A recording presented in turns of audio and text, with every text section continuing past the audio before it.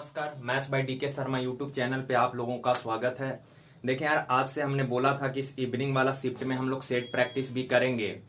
तो हम लोग आज पहला सेट का डिस्कशन यहाँ पे कर रहे हैं और डिस्क्रिप्शन में, नीचे डिस्क्रिप्शन में पीडीएफ का लिंक मिल जाएगा। आप टेलीग्राम चैनल पे जाके सेट को डाउनलोड कर लीजिएगा, ठीक है ना।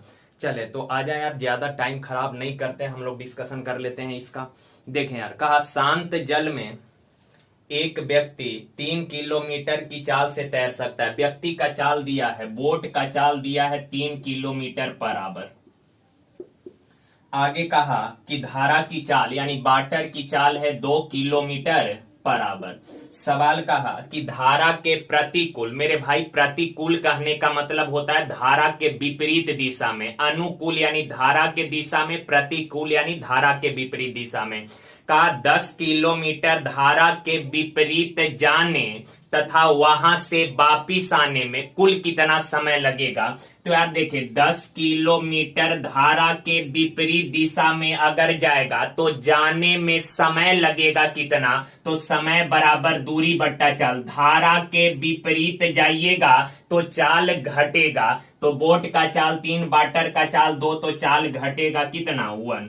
अब आप बताएं, धारा के विपरीत गए हैं तो वहां से आते समय धारा के दिशा में आना पड़ेगा। 10 किलोमीटर धारा के विपरीत गए तो जब वापिस आ रहे होइएगा तो धारा के दिशा में आइएगा। तो 10 किलोमीटर दूरी धारा के दिशा में जाने में टाइम लगेगा कितना, तो समय बराबर दूरी बट्टा चाल। धारा के दूरी बट्टा चाल, धारा के दिशा में है तो चाल जोड़कर 3 2 5, 5 दूना 10, तो 10 + 2 12 घंटा। क्लियर। चले आ जाए सेकेंड। कहा यदि 2 ठोस घन के आयतन में 27:64 का अनुपात है। देखिए यार, पहला 2 घन है, हमने मान लिया एक घन का भुजा A1 है, रेशियो दिया यानी बट्टा। दूसरा घन का भुजा A2 है। तो आप बताएं यार, घन का आयतन होता है भुजा क्यू। पहला घन का भुजा A1 तो आयतन होगा A1 का क्यू। दूसरा घन का भुजा A2 तो आयतन A2 क्यू। अब ये दोनों घनों के आयतन का रेशियो है इतना, पर सवाल में दिया है कितना, तो 27/64। बाबू आप जानते हैं, बाएं साइड का अगर क्यूब हटाइएगा तो दाएं साइड क्यूब रूट हो जाएगा। तो A1/A2 बराबर, बाएं साइड का क्यूब हटाइएगा, दाएं साइड क्यूब रूट, तो 27 का क्यूब रूट 3, 64 का क्यूब रूट 4। कहने का मतलब है कि पहला घन का भुजा 3 और दूसरा घन का भुजा है 4। सवाल कहा कि घन के संपूर्ण पृष्ठ एरिया, टोटल सरफेस एरिया का रेशियो पूछा है। और आप सभी को पता है कि घन का संपूर्ण पृष्ठ एरिया जो है ये होता है 6 × भुजा स्क्वायर। तो 6A1 स्क्वायर। दूसरा घन का भुजा A2 है तो संपूर्ण पृष्ठ होगा 6A2 स्क्वायर। 6 से 6 कैंसिल, A1 3 तो 3 का स्क्वायर 9। दूसरा घन का भुजा 4 तो 4 का स्क्वायर 16। यानी कि घन के संपूर्ण पृष्ठ एरिया यानी टोटल सरफेस एरिया का रेशियो 9:16। क्लियर है ना। चलें आ जाए। कहा यदि वर्ग की भुजा 1/2 × x + 1 है। देखें यार, वर्ग का भुजा होता है a, तो वर्ग का भुजा दिया है 1/2 × x + 1। आगे कहा कि वर्ग का विकर्ण है। विकर्ण आप सभी को पता है, विकर्ण होता है √2 × a। तो वर्ग का विकर्ण √2a बराबर दिया है 3 - x/√2। नजरे सामने देखें यार, √2 × वर्ग का एक भुजा आपको पता है कितना, तो 1/2 × x + 1 बराबर है 3 - x/2। अब सुने यार, नजरे सामने देखें, अगर ये √2 है, सॉरी ये √2 है। अब यार इसको काटिएगा √2 से, तो √2 बार में बराबर के दोनों साइड नीचे देखिए, तो इधर भी √2 और इधर भी √2। √2 से √2 कैंसिल, इधर बच गया x + 1। बुआ इधर है 3 - x। वेरिएबल को एक साइड कर लीजिए, -x इधर आएगा तो 2x और 1 उधर जाके घटेगा कितना 2, तो 2 से 2 कैंसिल यानी x बराबर 1। और यही सवाल में इसने पूछा है कि x का मान क्या होगा, तो 1। क्लियर।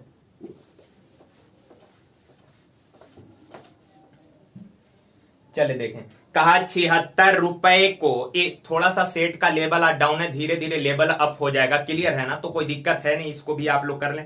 कहा 76 को ए बी सी में इस प्रकार बांटा जाता है, टोटल 76 रुपए हैं, और कहा इसको ए बी सी इन तीनों के बीच में इस प्रकार बांटा जाता है। कहा ए बी से 7 रुपए अधिक व बी सी से 6 रुपए अधिक, जैसे जैसे कंडीशन बोला लिखते चलिए। कहा ए के पास बी से 7 रुपया ज्यादा और बी के पास सी से 6 रुपए ज्यादा है, तो थर्ड 3 आदमी का रिलेशन दिया तो दाएं साइड से लिखना चालू कर दीजिए। कहा बी के पास सी से 6 रुपए ज्यादा है, यानी अगर सी के पास x है तो बी के पास सी से 6 ज्यादा, यानी बी के पास x प्लस 6 होगा।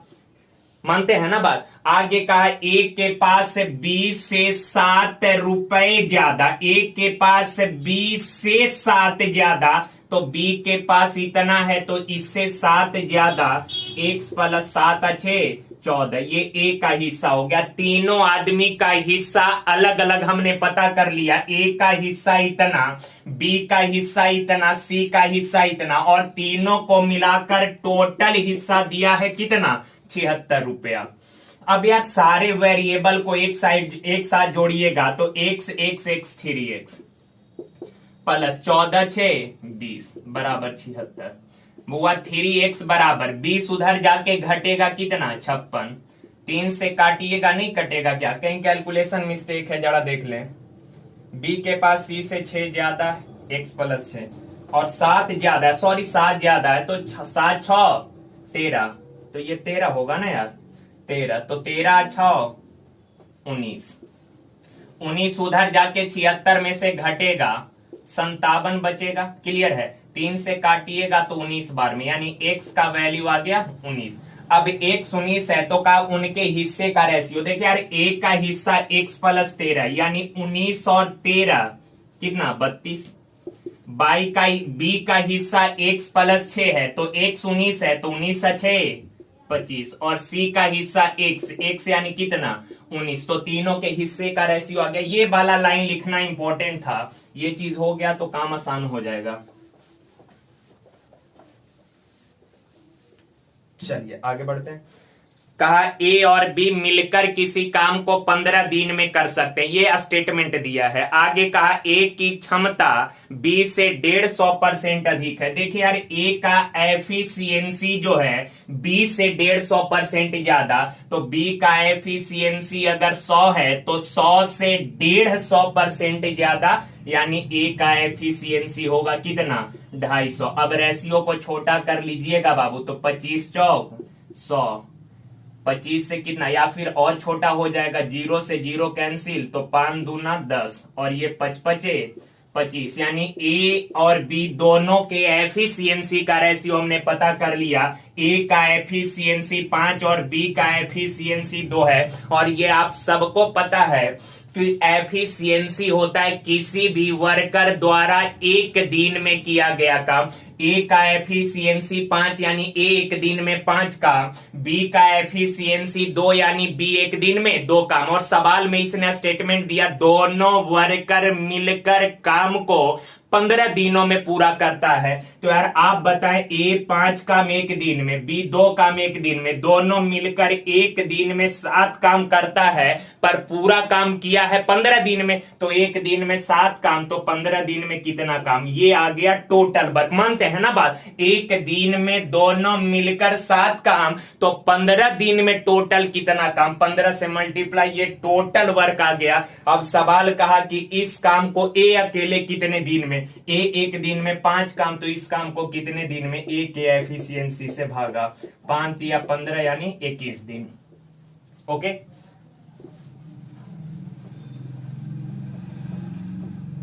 देखें यार, कहा ये थोड़ा अच्छा सवाल है, बड़ा है।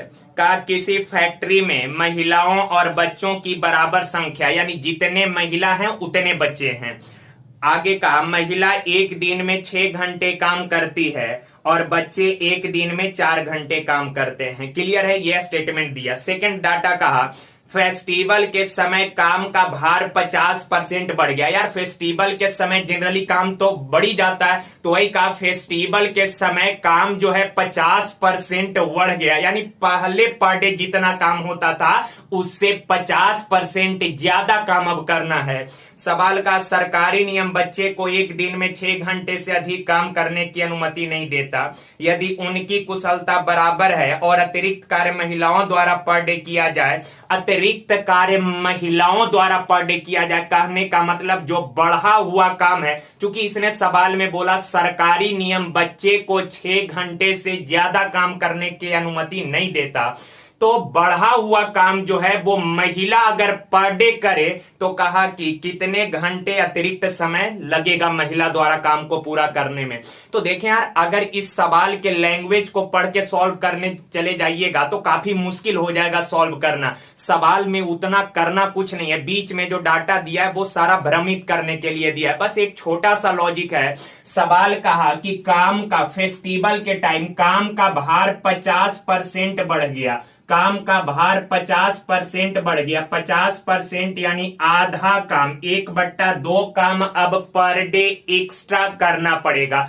काम 50% बढ़ गया यानी आधा काम, पहले जितना काम करता था उसका आधा काम और करना है पर डे एक्स्ट्रा, और ये काम महिला द्वारा पर डे किया जाता है, तो महिला कितने घंटे एक्स्ट्रा काम करेगी? तो यार महिला पहले पूरा काम 6 घंटा में करती थी, पूरा काम 6 घंटा में, और इस आधा काम को महिला द्वारा किया जाता है, तो एक पूरा काम 6 घंटा में, तो आधा काम को कितने घंटा में करेगी? 6 से गुना तो महिला 3 घंटा। पहले अगर सवाल ये पूछ देना इसमें कि अब महिला पर डे टोटल कितने घंटे काम करती है, तो पहले तो 6 घंटा पर डे काम करती थी, पर फेस्टिवल के समय काम का भार ज्यादा हो जाने के कारण महिला को 3 घंटा एक्स्ट्रा काम करना पड़ रहा है। तो पहले 6 घंटा अब 3 घंटा, यानी अब टोटल कितने घंटा महिला काम करती है? 9 घंटा। पर ये सवाल में नहीं पूछा, सवाल में आपसे यही पूछा कितना घंटा एक्स्ट्रा काम करना पड़ेगा, तो 3 घंटा एक्स्ट्रा काम करना पड़ेगा। और अगर यही पूछ देता कि अब महिला टोटल कितने घंटे काम करेगी, तो 6 घंटा पहले 3 घंटा और एक्स्ट्रा, यानी अब टोटल 9 घंटे काम करेगी। क्लियर है ना? लेकिन सवाल में यही पूछा कि महिला पर डे कितने घंटे एक्स्ट्रा काम करेगी, तो 3 घंटे। अच्छा सवाल था, तो इसके लैंग्वेज पे नहीं जाना, लैंग्वेज पढ़ के बनाने के चक्कर में सवाल काफी लेंदी मुश्किल हो जाएगा। आपको सिंपल ये देखना है कि काम कितना बढ़ गया, तो 50% काम एक्स्ट्रा करना है, और ये बढ़ा हुआ काम महिला द्वारा, साफ शब्दों में लिखा है कि बढ़ा हुआ काम महिला द्वारा कराया जाता है, तो 1/2 काम महिला को ज्यादा करना है। पहले 6 घंटा में पूरा काम, तो आधा काम 3 घंटा में। क्लियर है ना? अच्छा सवाल था यार ये। आ जाए आगे। कहा 2 बोतल में 2:3 और 1:2 के अनुपात में अम्ल और जल है। देखिए यार, अम्ल और वाटर के मात्रा का रेशियो दिया। कहा पहला बोतल में ये 2:3 और दूसरा बोतल में अम्ल और वाटर का रेशियो है 1:2।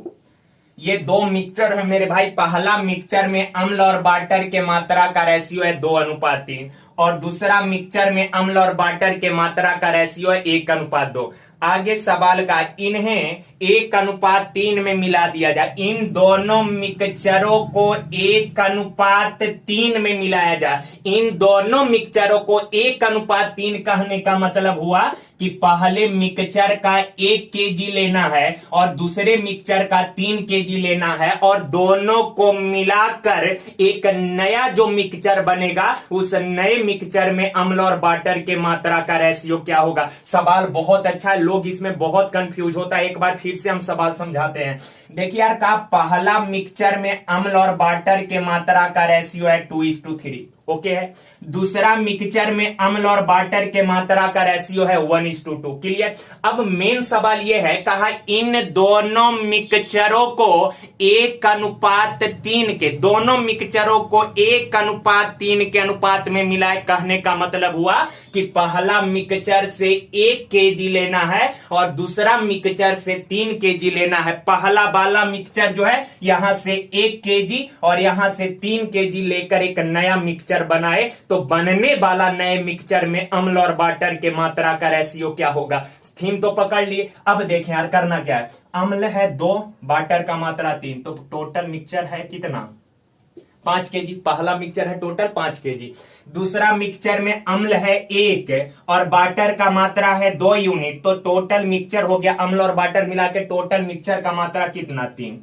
अब यार एक चीज आप बताएं, पहला मिक्सचर का मात्रा है 5, दूसरा मिक्सचर का मात्रा है 3, तो पहला से कहा 1 केजी लेना है और दूसरा से 3 का 1:3 में मिलाना है, तो यहां पर क्या 1:3 का रेशियो बन पा रहा है। आप बोलेंगे नहीं, क्योंकि यहां पहला 5 दूसरा 3, तो यहां रेशियो 5:3 है, हमको 1:3 में लेना है, तो आपको पहले रेशियो बैलेंस करना पड़ेगा। देखिए यार बैलेंस करने का तरीका क्या है, पहले दोनों को इक्वल कर ले, दोनों को इक्वल कर ले, उसके बाद जो बनाना है आराम से बन जाएगा। इक्वल करने का तरीका है 3 से ऊपर में और 5 से नीचे में, तो ये 15:15, 15:15।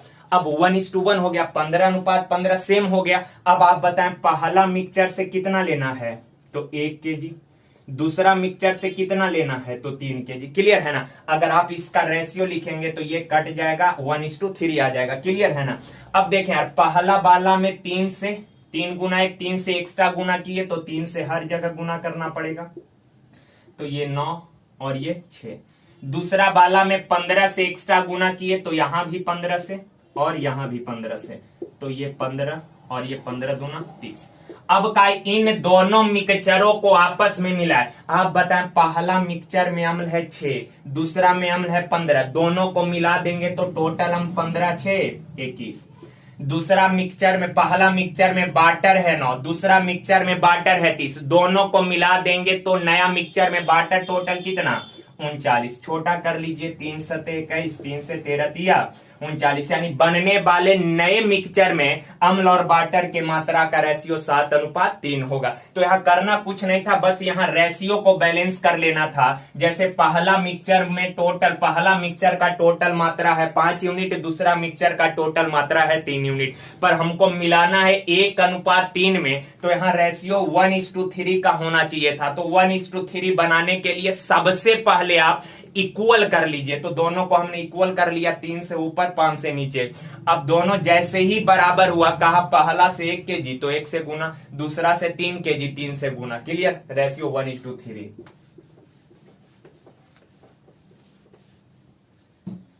देखिए यार कहा एक कॉलेज यूनियन में विद्यार्थी की संख्या 48 है, नंबर ऑफ स्टूडेंट जो है टोटल स्टूडेंट 48 है, टोटल विद्यार्थी 48 दिया है इसने कंडीशन में।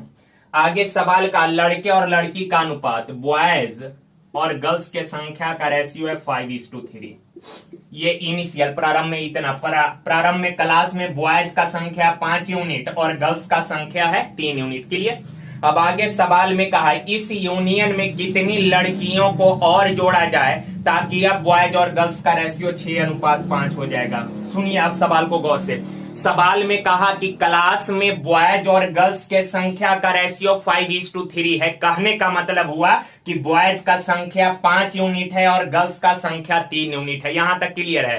अब आगे कंडीशन का क्लास में कितनी लड़कियों को और शामिल किया जाए, लड़की को शामिल करने की बात कर रहा है। कहा कितनी गर्ल्स और शामिल कर लिए जाए ताकि बॉयज और गर्ल्स का रेशियो ये हो जाए। आप बताया, मान लीजिए इस क्लासरूम में कुछ लड़के हैं कुछ लड़कियां हैं, अगर लड़की को शामिल करेंगे तो क्या लड़का के संख्या में कोई परिवर्तन होएगा, तो आप बोलेंगे सर नहीं। अगर लड़की को शामिल किए तो लड़की का संख्या बढ़ जाएगा, लेकिन बॉयज जितना पहले था आज भी बॉयज उतना ही होगा। मानते हैं ना इस बात को। तो यार गर्ल्स को शामिल किए तो गर्ल्स का संख्या चेंज होगा, बॉयज सेम रहेगा। यहां पर बॉयज सेम है क्या, पहले 5 था अब 6 हो गया, यानी बॉयज का संख्या चेंज हो गया, पर चेंज तो नहीं होएगा ना। गर्ल्स को शामिल किए तो गर्ल्स बढ़ेगी, बॉयज का संख्या सेम रहेगा। तो बॉयज को सेम करिए, और अभी सेम करने का तरीका हमने सीखा। 6 से ऊपर में, यहां 6 से किए तो यहां भी,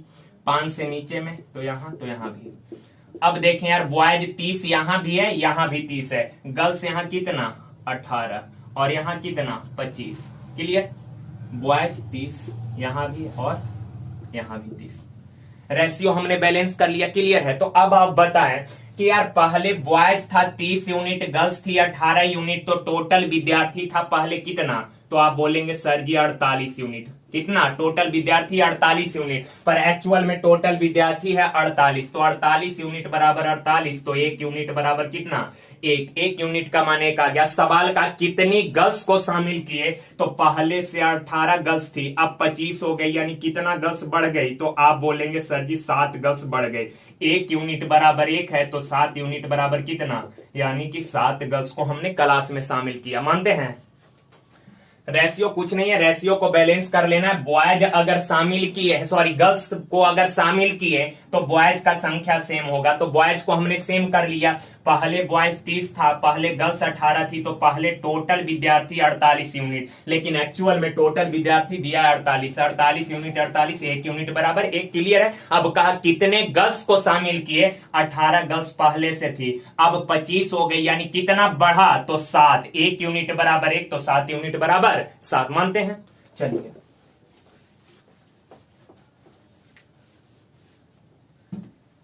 देखिए, कहा यह भी अच्छा सवाल है।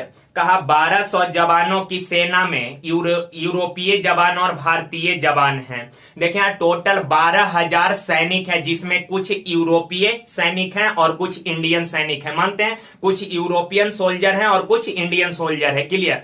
अब आगे कहा यूरोपीय जवानों का औसत लंबाई 5 फुट 10 इंच है, भारतीय जवान का औसत लंबाई 5 फुट 9 इंच है, और संपूर्ण सेना का औसत लंबाई 5 फुट 9.3/4 इंच है।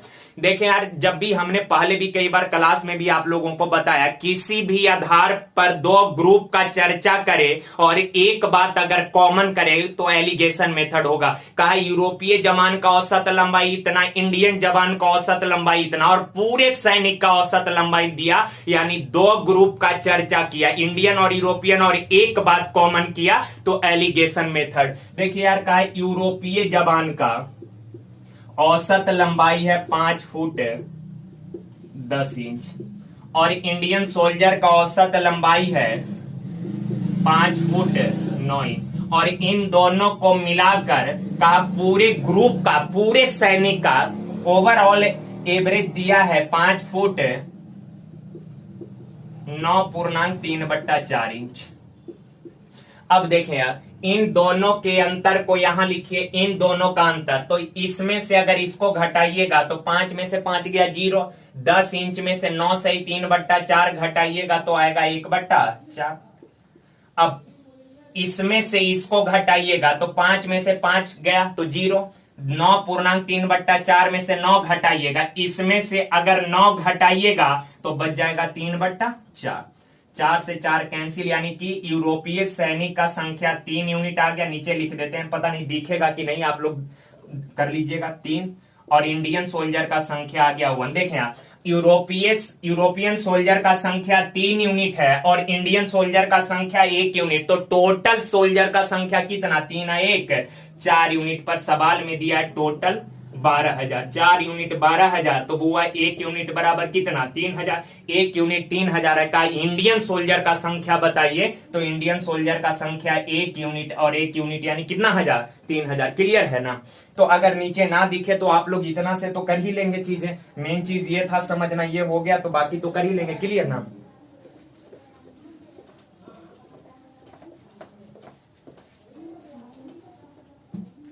चलिए आ जाइए। कहा कुछ कृषक की मासिक आय S है और अन्य मजदूर का मासिक आय T है। ये कंडीशन दिया। कहा कुछ कृषक जो है, कुछ फार्मर जो है, उनका मासिक आय S रुपए और अन्य मजदूर जो है उनका मासिक आय T रुपए है। कहा कृषक का संख्या, ये कंडीशन दिया, कृषक का संख्या K से डिनोट कर दिए, क्लियर। कृषक का संख्या जो है अन्य मजदूर, अदर मजदूर के संख्या से 11 गुना। कृषक का संख्या अदर मजदूर के संख्या से 11 गुना, यानी अदर मजदूर का संख्या अगर 1 यूनिट है तो कृषक का संख्या 11, यानी कि फार्मर 11 ठो हैं और अन्य मजदूर 1 यूनिट हैं। अब सवाल में कहा उनकी औसत आय ज्ञात करें। देखें यार, एक कृषक का आय जो है 1 रुपया है, तो 11 कृषक का इनकम कितना हो जाएगा? 11, और कहा एक मजदूर का मासिक आय टी रुपया, तो मजदूर एक ही तो है, तो एक मजदूर का कितना टी रुपया। देखें यार ये 11 कृषक का टोटल इनकम, ये एक मजदूर का टोटल इनकम, तो 11 फार्मर हो गए और एक अन्य मजदूर हो गए, तो टोटल कितने लोग हो गए, तो 11 किसान और एक मजदूर, तो 11 एक 12, ये 11 किसान का टोटल आए, ये एक मजदूर का टोटल आए, दोनों को जोड़ दिए तो 11 एक 12 लोग का टोटल आए इतना, 12 लोग का टोटल आए इतना, तो 12 लोग का एवरेज कितना, तो एवरेज नंबर ऑफ कैंडिडेट से भागा कर दिए, तो ये 12 का एवरेज आ गया। क्लियर, चलिए आगे बढ़ते हैं, इजी सवाल ही था ये। देखिए का किसी बहुभुज का अंतः कोण उसके बाह्य कोण का 5 गुना है। देखें यार किसी बहुभुज का, कोई भी पॉलीगॉन है, किसी भी बहुभुज का सभी अंतः कोणों का योग होता है n-2 इंटू 180 डिग्री। किसी भी बहुभुज में, किसी भी बहुभुज के सभी अंतः कोणों का योग होता है इतना। ऐसे हम लोग सैटरडे संडे का जब क्लास करेंगे तो उसमें पॉलीगॉन हम लोग कर लेंगे, जो लोग जानते हैं सही, जो लोग नहीं जानते फिलहाल समझ लीजिए, जब क्लास करेंगे तो ये सारी चीजें क्लियर हो जाएगा। किसी भी बहुभुज के सभी अंतः कोणों का योग होता है इतना, और किसी भी बहुभुज के सभी बाह्य कोण का योग होता है 360 डिग्री। क्लियर है ना यार। देखिए अंतः कोण जो है ये साइड के हिसाब से वेरी करता है। त्रिभुज है तो उसका अंतः कोण 180, चतुर्भुज है 360, पंचभुज है 540, तो अंतः कोण जो है ये साइड के हिसाब से वेरी करेगा, पर बाह्य कोण जो है ये हमेशा फिक्स होता है, चाहे त्रिभुज हो, चतुर्भुज हो, पंचभुज हो, षष्ठभुज हो, चाहे कोई भी बहुभुज हो, उसका बाह्य कोण फिक्स होता है और वो 360 डिग्री होता है। तो ध्यान में रखिएगा, ये चीज कई बार पूछ भी दिया है कि किसी भी बहुभुज के सभी अंतः कोणों का योग, चाहे चतुर्भुज हो चाहे पंचभुज, कोई भी बहुभुज हो उसके अंतः कोण का योग फिक्स होता है और वो 360 होता है, पर अंतः कोण जो है वो साइड के हिसाब से वेरी करता है। क्लियर है ना। तो सभी अंतः कोणों का योग इतना और सभी बाह्य कोण का योग इतना। सवाल में कहा क्या कि बहुभुज के सभी अंतः कोणों का जो योग है उसके बाह्य कोण का 5 गुना है, बाह्य कोण का 5 गुना है। अब यार 18 180 दूना, अब ये n-2 बराबर 5 दूना 10, n बराबर 2 उधर जाके जुटेगा 12। तो सवाल में कहा भुजा की संख्या कितना, तो नंबर ऑफ साइड जो है 12, भुजा का संख्या 12।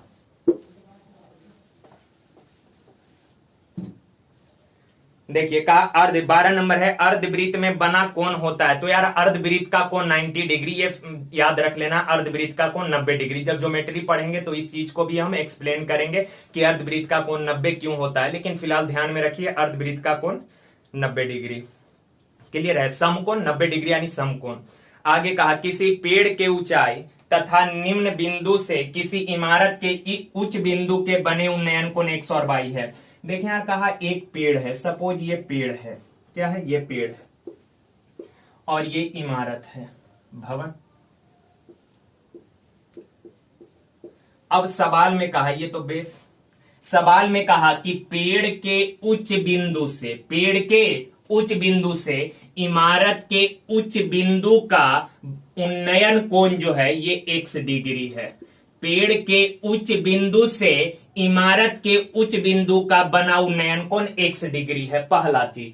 दूसरा कंडीशन कहा कि पेड़ के निम्न बिंदु, निम्न बिंदु कहने का मतलब बेस, पेड़ का निम्न बिंदु यानी बेस का, पेड़ के बेस से इमारत के टॉप का उन्नयन कोण जो है, पेड़ के बेस से इमारत के टॉप का उन्नयन कोण जो है ये 22 है। क्लियर है। आगे कहा पेड़ का ऊंचाई h मीटर है, पेड़ का ऊंचाई h है तो इमारत का ऊंचाई पूछा है। तो सोचिए यार, सुनिए गौर से, इमारत का ऊंचाई सपोज हमने मान लिया h, कैपिटल H है, इमारत का ऊंचाई है h। क्लियर है ना। इमारत का ऊंचाई, ये पूरा इमारत जो है, इस इमारत का ऊंचाई है h, पूरा इमारत का ऊंचाई h मीटर है।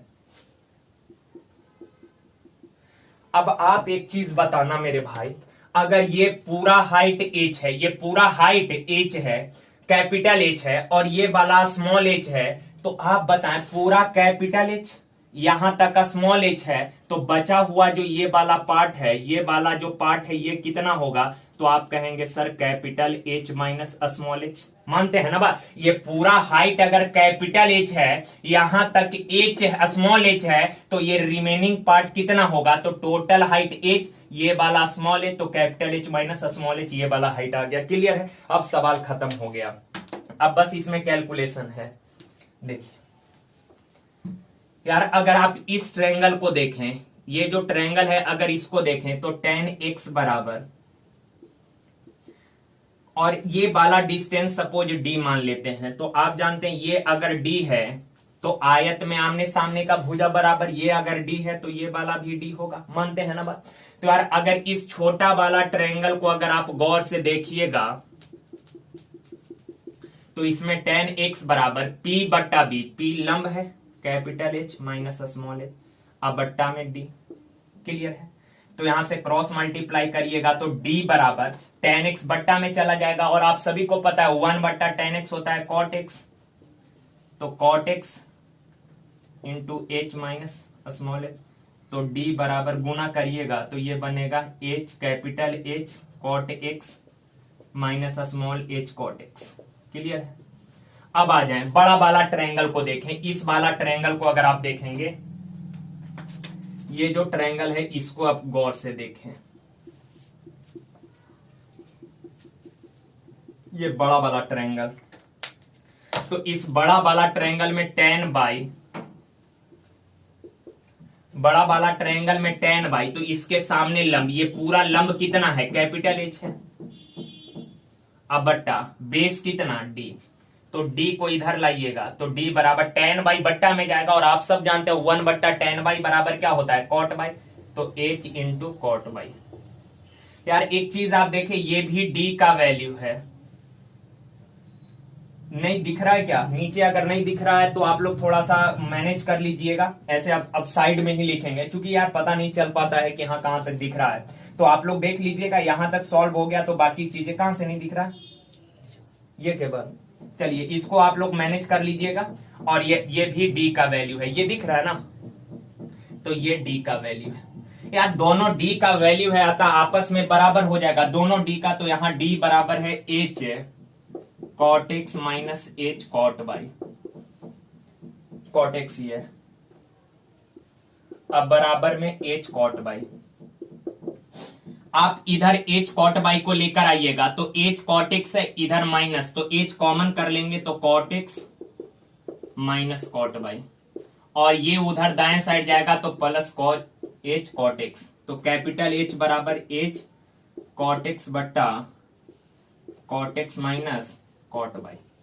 तो ये आ गया पेड़ का ऊंचाई, सॉरी इमारत का ऊंचाई। क्लियर है ना, थोड़ा सा कैलकुलेटिव है, ज्यादा टाइम नहीं लगना है ऐसे सवालों को करने में, मुश्किल से 25 से 30 सेकंड जब आपका प्रैक्टिस रहेगा तो थोड़ा हमको तो समझाना होता है, इसीलिए थोड़ा सा टाइम लग गया, लेकिन अगर आप करेंगे तो बहुत जल्दी हो जाएगा ये चीज। क्लियर,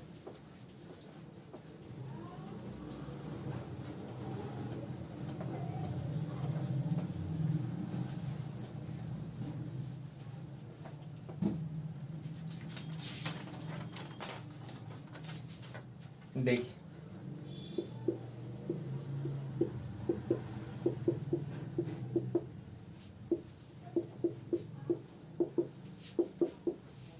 ये दिया है कंडीशन, और मान पूछा है x प्लस बाई बराबर क्या होगा।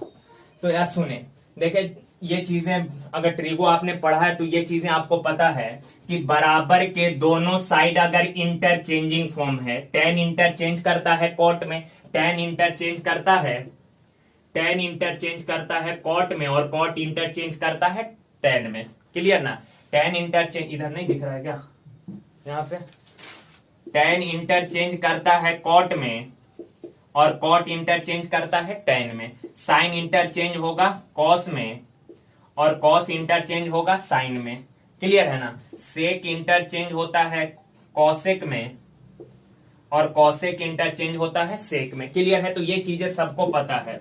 तो यार देखें, जब भी बराबर के दोनों साइड अगर इंटरचेंजिंग, tan इंटरचेंज होगा कॉट में, कॉट इंटरचेंज होता है tan में, तो बराबर के दोनों साइड अगर इंटरचेंजिंग फॉर्म है तो एंगल का योग ऑलवेज 90 डिग्री। बराबर के दोनों साइड जब भी इंटरचेंजिंग फॉर्म हो तो एंगल का योग हमेशा 90 डिग्री होगा। तो यहां एंगल का काम कर रहा है 5x माइनस 10, प्लस ये एंगल का काम है 5 प्लस बी। अब दोनों एंगल का योग होगा 90 डिग्री। अब यार 5x प्लस 5y -10 प्लस 20, तो प्लस 10 उधर जाके घटेगा तो 90 में से 10 गया 80। 5 अगर कॉमन कर लेंगे तो x प्लस y बराबर 80। 5 से काटिए तो 16, तो x प्लस y बराबर कितना डिग्री आ गया 16 डिग्री। और यही पूछा है इसने कि x प्लस y का मान। क्लियर। तो आप एक चीज बस ध्यान में रखिएगा कि बराबर के दोनों साइड अगर इंटरचेंजिंग फॉर्म है तो एंगल का योग होगा 90 डिग्री। क्लियर ना। देखें का ए बी सी डी एक आयत है, ए बी सी डी आयत है, एसी विकर्ण है, एसी डायगोनल है। कहा tan square angle C A D plus 1 into sine square angle B A C क्या होगा, ये पूछा है इसने। यार आप सबको पता है, सब लोग जानते हैं कि ये है आयत, तो आयत का प्रत्येक को 90 डिग्री होता है, आयत का प्रत्येक को 90 होता है। क्लियर ना। लेकिन यार इसका एक प्रॉपर्टी है कि आयत का जो डायगोनल होता है उसके एंगल को बाइसेक्ट करता है, आयत का विकर्ण उसके एंगल को बाइसेक्ट यानी दो बराबर भाग में बांटता है।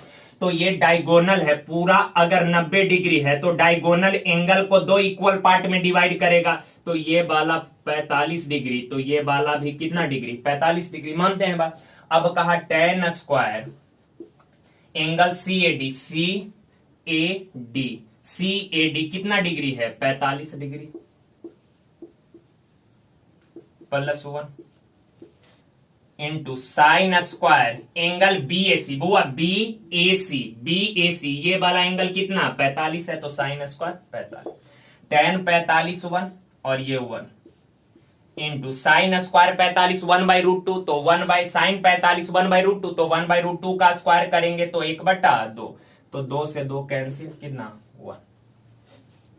बस यहां पे ये चीज ध्यान में रखिएगा कि आयत का जो विकर्ण होता है उसके एंगल को दो इक्वल पार्ट में डिवाइड करता है, पूरा को 90 तो दो बराबर भाग में तो 45।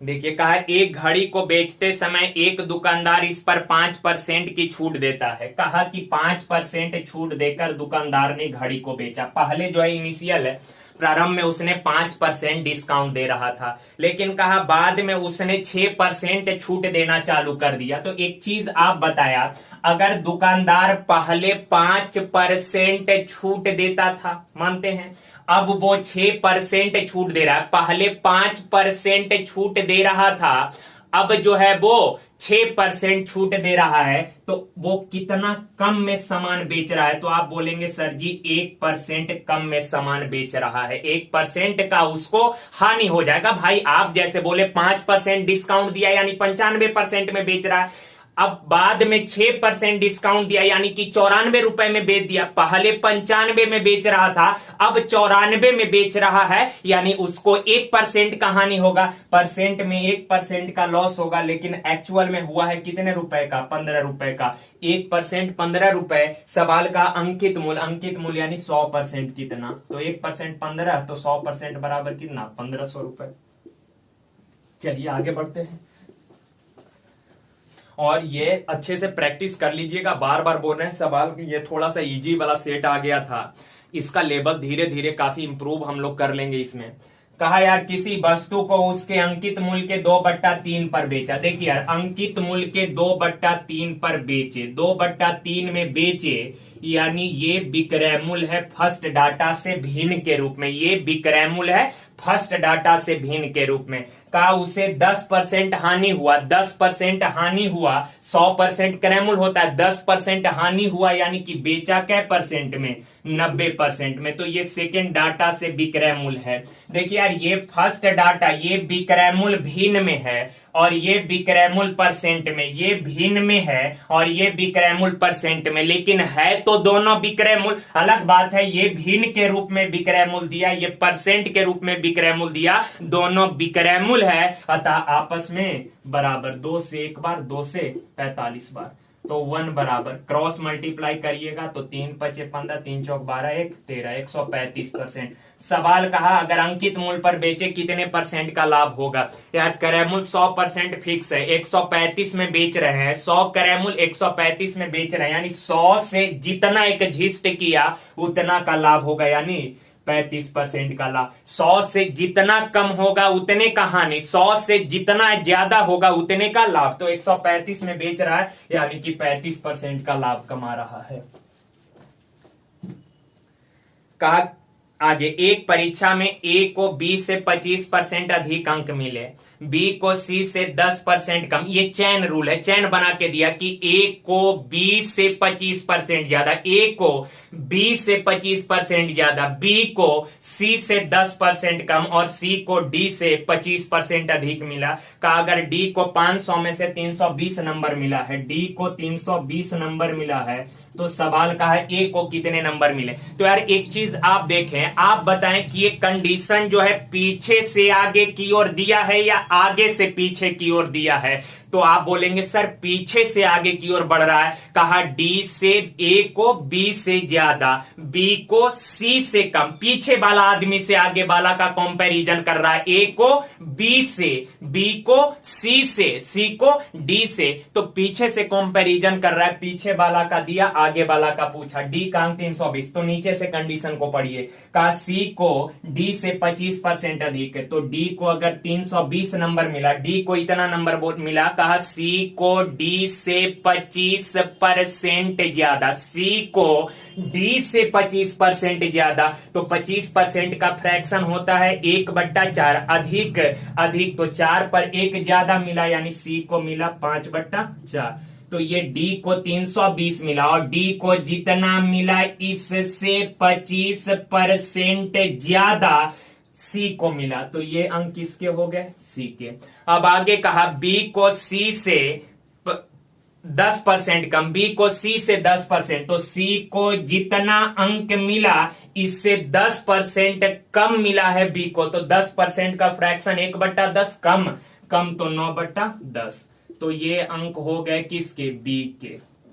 अब आगे कहा कि ए को बी से 25% ज्यादा। देखें यार ये पूरा बी का मार्क्स है इतना, बी का अंक इतना। कहा ए को बी से 25% ज्यादा, तो बी का अंक है इतना, और कहा इससे 25% ज्यादा ए को मिला, तो 25% का फ्रैक्शन 1/4 ज्यादा बोला है, तो 5/4।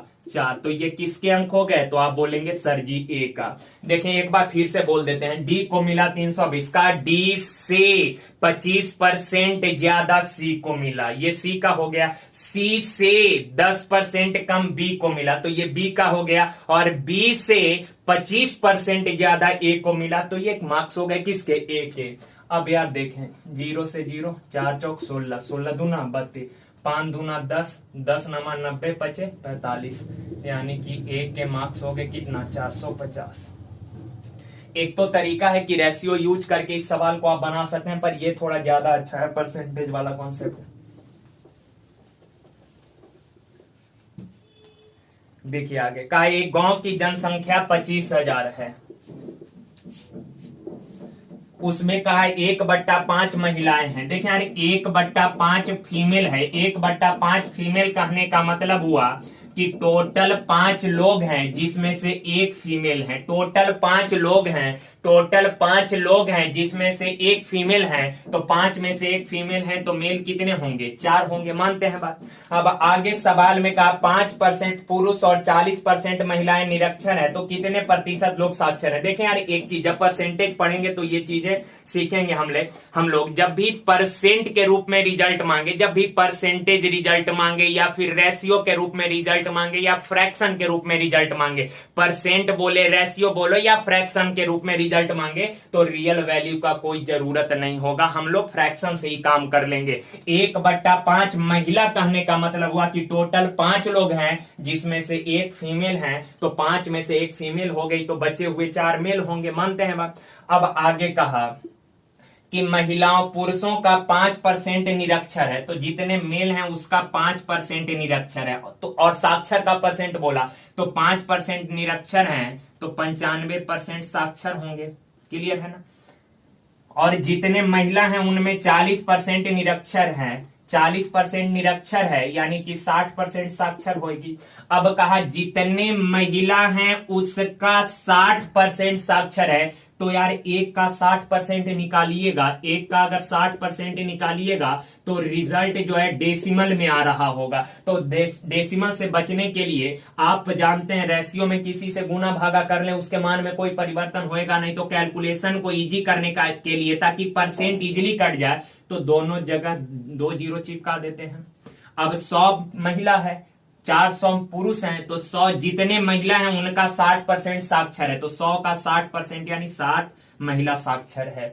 जितने पुरुष है उसका 95% साक्षर है, तो 400 का 95%, परसेंट से 2 जीरो कैंसिल, 4 पचे 20, 4 नमा 36 2 38। अब सवाल का टोटल कितने परसेंट लोग साक्षर हैं, तो यार 60 महिला साक्षर है, 380 पुरुष साक्षर है, तो टोटल कितने लोग साक्षर हो गए, तो आप बोलेंगे 0 8 6 14 3 है, 440 लोग साक्षर हैं। टोटल कितने में से, तो 100 और 400, 100 और 400 500 लोगों में से। परसेंट में रिजल्ट मांगा, 100 से गुना, 2 जीरो से 2 जीरो, पन्नी 40 पन्नी 40, यानी 88% लोग साक्षर हैं। क्लियर।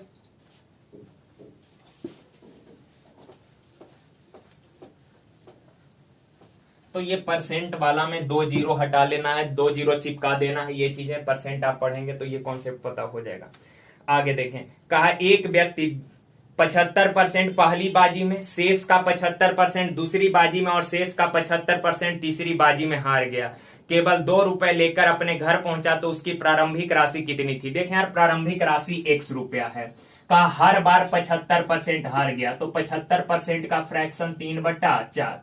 तो यार पहला शुरुआत में उसके पास 100 रुपए था, कहा पहला बाजी में 75% हार गया, 75% का फ्रैक्शन 3/4, यानी टोटल पैसे 4 रुपए थे, उसमें से 3 हार गया, तो शेष बचा कितना, 1/4 शेष बच गया। अब कहा शेष का पुनः 75% हार गया, 75% यानी 3/4 पुनः हार गया, तो 4 में से 3 फिर हारा, तो फिर बचा 1/4। तीसरी बार भी 75% यानी 1/4। देखिए यार, प्रारंभ में 100 रुपए थे, उनमें से 75% हारा, तो शेष बचा इतना। का शेष का पुनः 75% हारा, तो अगेन शेष बचा इतना, पुनः शेष का 75% यानी इतना। तो यार 3 बाजी हारने के बाद उसके पास शेष बचा है इतना, लेकिन एक्चुअल में शेष बचा है कितना, 2। क्रॉस करके हो जाएगा। आगे आ जाइए, ये अलजेब्रा का सवाल है।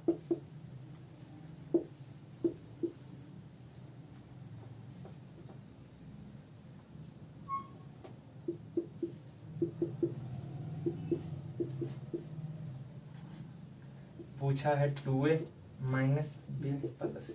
सुनिए बाबू, देखिए ये एक पैटर्न होता है। इस सवाल को करने का तरीका क्या है कि आप बेसिक तो आप लोगों को पता है ही, पर इसको जल्दी कैसे करना देखें आप। तो इस तरह के पैटर्न में ब्रैकेट के बाहर 2 होना जरूरी है, 2 होना जरूरी। अगर 2 है तो a का जो कॉफिशिएंट है, a का कॉफिशिएंट a का वैल्यू, b का कॉफिशिएंट b का वैल्यू, b का कॉफिशिएंट कुछ कितना माइनस है ना, -1, तो b का वैल्यू -1, और c का कॉफिशिएंट कितना -1, तो c का वैल्यू -1। ध्यान में रखिएगा, ये पैटर्न तभी फुलफिल होगा जब ब्रैकेट के बाहर 2 होना जरूरी। ब्रैकेट के बाहर अगर 2 है तो a का जो कॉफिशिएंट वो a का वैल्यू, b का कॉफिशिएंट b का वैल्यू, और c का कॉफिशिएंट c का वैल्यू। तो a का कॉफिशिएंट +1, b का कॉफिशिएंट -1 और c का कॉफिशिएंट -1। ए बी सी का वैल्यू आ गया, रख लेंगे, हो जाएगा।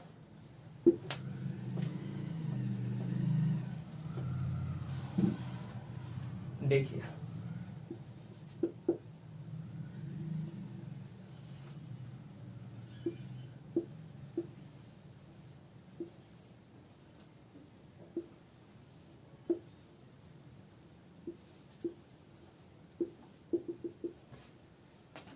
देखिए समझिएगा गौर से यार। ये चीज पहले तो पैटर्न को पकड़ना है कि रिपीट जो है पैटर्न, हर बार पैटर्न कहां से रिपीट हो रहा है। तो आप देखेंगे तो यहां देखें, ये स्क्वायर रूट है, वर्गमूल है, फिर ये घनमूल है, वर्गमूल ए, घनमूल बी, फिर यहां से वर्गमूल, फिर घनमूल, यानी ये पैटर्न जो है यहां से बार बार आगे रिपीट इनफाइनाइट तक, यानी यही पैटर्न आगे अनंत तक चलेगा। मानते हैं बात? तो यार आप देखें, ये पैटर्न है वर्गमूल फिर घनमूल, वर्गमूल फिर घनमूल, वर्गमूल फिर घनमूल, वर्गमूल फिर घनमूल, इस तरह से इनफाइनाइट तक ये पैटर्न रिपीट होगा। तो यार यहां से स्क्वायर रूट हटाना है, यहां से वर्गमूल हटाना है, तो वर्गमूल हटाने के लिए स्क्वायर करेंगे। तो मेरे भाई दोनों साइड स्क्वायर करिए, तो इधर होगा एक्स स्क्वायर, इधर स्क्वायर करेंगे, रूट कैंसिल, बचेगा A cube root B, root under A cube root B, infinite तक है। अब आप बताएं, अब क्यूब रूट हटाने के लिए यही वाला पैटर्न आने के लिए एक बार फिर से क्यूब रूट हटाना पड़ेगा, तो क्यूब रूट हटाने के लिए क्यूब करना पड़ेगा, तो अगेन क्यूब करेंगे तो ये एक्स स्क्वायर है, क्यूब करेंगे तो 3 दूना 6, यहाँ क्यूब और क्यूब से ये क्यूब रूट कैंसिल, तो बी ए रूट अंडर ए 3 रूट बी। इस तरह से इनफाइनाइट तक ये सीरीज चलेगा। तो आप बताएं स्टार्टिंग में इसका मान क्या दिया है एक्स, तो ये वाला पूरा एक्स है, तो ये हो गया एक्स के पावर 6 बराबर ए क्यू बी इंटू एक्स। अब सुनिए यार गौर से, बाएं साइड एक्स के पावर 6 यानी 6 ठो एक्स है, दाएं साइड 1 ठो एक्स है, तो एक एक्स से इधर का एक एक्स कट जाएगा, बच जाएगा कितना 5, तो इधर आ गया एक्स के पावर 5 बराबर ए क्यू बी। अब यार देखें, एक्स 5 हटाइएगा तो पावर उधर जाके रिवर्स हो जाएगा 1/5 और 1/5 यानी 5 रूट ए क्यू बी। क्लियर है ना? तो ये थोड़ा अच्छा सवाल है, इसको 1-2 बार प्रैक्टिस कर लीजिएगा। आगे के सेट में इस टाइप का सवाल एसएससी में 2-3 ठो पूछा है, तो आगे भी इस तरह के सवाल हम लोग कर लेंगे, तो प्रैक्टिस हो जाएगा इन सवालों का।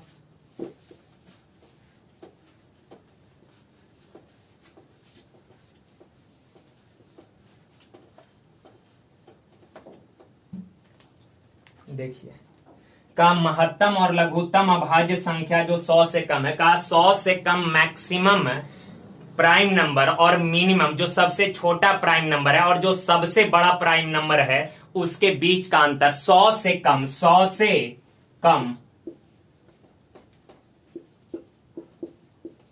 देखिए 100 से छोटा प्राइम अभाज्य संख्या कौन है, तो आप बोलेंगे सर 100 से छोटा प्राइम संख्या 97, और सबसे छोटा प्राइम नंबर कितना 2, सबसे छोटा पहला प्राइम नंबर कौन होता है 2, सबसे पहला प्राइम नंबर है, तो यार सबसे 100 से जस्ट एक छोटा प्राइम नंबर 97 और सबसे छोटा प्राइम नंबर कितना 2, तो कहा इन दोनों के बीच का गैप कितना है, तो 95।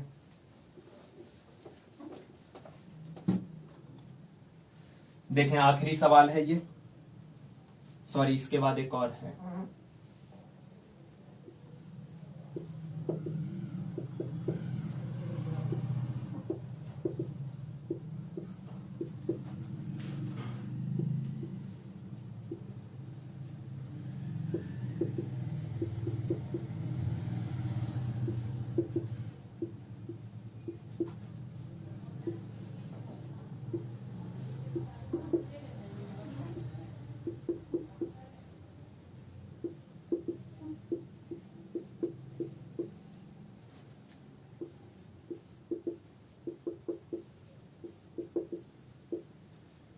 क्लियर? अब देखें यार, इसको रेशनलाइज करना पड़ेगा, तो रेशनलाइज करने सबको आता ही है, बचपन से ये चीजें पता है आपको। जैसे मान लीजिए ये a बट्टा a प्लस बी है और एक 1 बट्टा a माइनस बी है, रेशनलाइज करना है, तो आप सबको पता है नीचे वाला के कंजुगेट से ऊपर नीचे गुना, तो नीचे वाला के कंजुगेट से ऊपर नीचे, तो प्लस का कंजुगेट माइनस होगा, तो माइनस से ऊपर नीचे गुना करिएगा, तो ये बच जाएगा a माइनस बी, और नीचे a plus b into a minus b, a plus b into a minus b क्या होता है a square minus b square. अगर इसको रेशनलाइज करिएगा तो नीचे वाला के कंजुगेट से ऊपर नीचे गुना, तो माइनस का कंजुगेट प्लस, तो प्लस से ऊपर नीचे गुना, तो ऊपर में a प्लस बी और नीचे में a minus b into a plus b क्या होगा a square minus b square. तो यार ये चीजें आप ध्यान में रखिएगा जब भी रेशनलाइज करना हो। जैसे मान लीजिए 1/√7 प्लस √5 है, तो इतना मत करने लगिएगा कि इसके कंजुगेट से ऊपर नीचे गुना। सिंपल करना क्या है कि नीचे वाला को देखें, रिजल्ट जो आया बस उसको गौर करें, डायरेक्ट हम लोग यहीं से करेंगे चीजों को और ये प्रैक्टिस करेंगे, माइंड में सेट हो जाएगा। नीचे वाला को ऊपर ले जाइएगा तो बीच का साइन कर देना है चेंज। नीचे वाला को ऊपर ले जाइएगा तो बीच का साइन हो जाएगा चेंज। नीचे वाला को ऊपर ले जाइएगा तो बीच का साइन हो जाएगा चेंज। एवं बट्टा में हमेशा ए स्क्वायर माइनस बी, चाहे बट्टा में प्लस हो या माइनस कोई फर्क नहीं पड़ता, क्योंकि बट्टा जब भी रेशनलाइज करिएगा तो बट्टा में हमेशा ए plus b into a minus B या ए minus b into a plus B का ही फॉर्म बनेगा। इसीलिए बट्टा में ऑलवेज सर्च के जब भी कोई सवाल आप कर रहे हो तो बट्टा में हमेशा ए स्क्वायर माइनस बी स्क्वायर होगा। तो सिंपल, नीचे वाला को ऊपर ले जाइएगा तो बीच का साइन हो जाएगा चेंज, एवं बट्टा में हमेशा ए स्क्वायर माइनस बी स्क्वायर। नीचे वाला को ऊपर ले जाइएगा तो बीच का साइन हो जाएगा चेंज, माइनस है तो हो जाएगा प्लस, एवं बट्टा में हमेशा ए स्क्वायर माइनस बी स्क्वायर। तो ये चीज सबको पता भी है। देखें, जैसे अगर इसको रेशनलाइज करना है तो गुना उना मत करने लग जाइएगा, सीधा कर लेना। नीचे वाला को ऊपर ले जाइएगा तो बीच का साइन हो जाएगा चेंज, प्लस है तो ऊपर जाके हो जाएगा माइनस, एवं बट्टा में हमेशा ए स्क्वायर माइनस बी स्क्वायर। तो रूट 7 का स्क्वायर 7, रूट 5 का स्क्वायर 5, तो 7 में से 5 गया कितना 2। तो ये चीजें डायरेक्ट कर लेना, उतना लिख के नहीं करने लग जाइएगा। देखिए यार, अगर इसको देखें, रेशनलाइज करिएगा, नीचे वाला को ऊपर ले जाइएगा बीच का साइन हो जाएगा चेंज, प्लस है तो माइनस, और बट्टा में हमेशा ए स्क्वायर माइनस बी स्क्वायर। तो इसका स्क्वायर करिएगा तो ये 3.25 माइनस इसका स्क्वायर करिएगा तो स्क्वायर से रूट कैंसिल 2.25। तो 3.25 में से 2.25 माइनस करिएगा 1 बचेगा। तो बट्टा में 1 लिखिए या ना लिखिए कोई तो फर्क पड़ने वाला है नहीं, क्लियर ना। अब इसको ऊपर ले जाइएगा तो ये बीच का साइन हो जाएगा चेंज। नीचे यहां भी घटा के 1 आना है तो लिखे या ना लिखे कोई फर्क नहीं पड़ता। ऊपर ले जाइएगा बीच का साइन चेंज, ऊपर ले जाइएगा बीच का साइन चेंज। नहीं दिख रहा है, कहां से, केवल ये वाला, चलिए कोई नहीं। अब देखें यार, ये 3.25 से माइनस 3.25 माइनस 2.25 से ये बच जाएगा, ये है नहीं। अब प्लस 4.25 से माइनस 4.25 कैंसिल, 5.25 प्लस का, ये माइनस का कैंसिल। अब यहां पे बच गया माइनस 2.25, तो 225 का वर्गमूल 15। अब रूट के अंदर डेसिमल के बाद 2 अंक, तो रूट के बाहर डेसिमल के बाद 1 अंक होगा, ये माइनस का है। और प्लस 625 है, 625 का वर्गमूल कितना 25। अब रूट के अंदर डेसिमल के बाद 2 अंक है तो रूट के बाहर डेसिमल के बाद 1 अंक होगा। तो अब माइनस 1.25 प्लस 2.5, तो ये 1। तो अच्छा सवाल था, इस चीज को आप लोग प्रैक्टिस करिएगा घर पे। ये पिछले साल का 2017 या 18 का एसएससी के पेपर में आया हुआ सवाल है ये।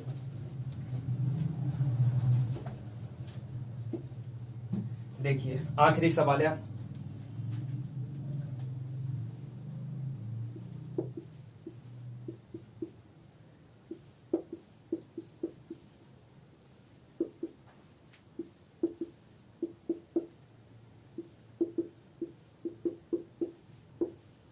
हमसे पूछा ए बट्टा बी क्या होगा।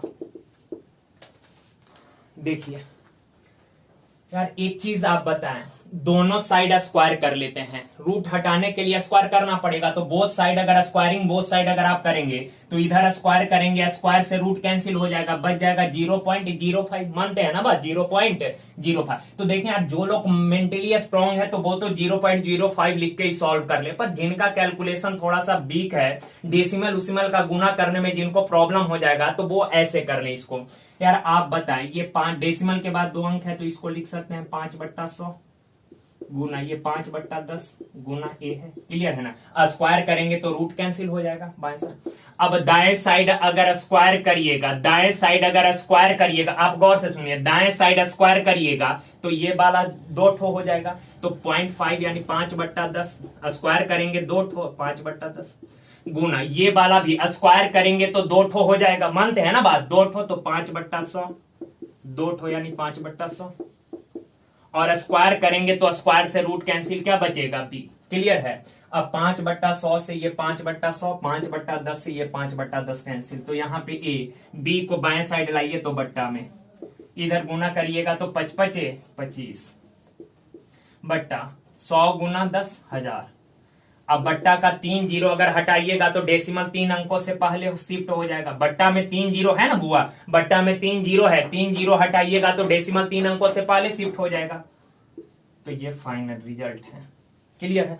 तो यार आज के लिए यही तक। थैंक यू, धन्यवाद सर। नेक्स्ट सेकंड सेट कल हम लोग प्रैक्टिस करेंगे। और यार पीडीएफ का लिंक डिस्क्रिप्शन में डल जाएगा, आप टेलीग्राम चैनल से जाके पीडीएफ को डाउनलोड कर लीजिएगा, ठीक है ना। क्योंकि क्वेश्चन यहाँ पे अभी आ नहीं पाएगा, धीरे धीरे उस चीज को हम लोग कर लेंगे। तो अभी तब तक के लिए आप टेलीग्राम पे जाके पीडीएफ को डाउनलोड कर लीजिए। क्लियर है? तो थैंक यू, धन्यवाद सर, थैंक यू।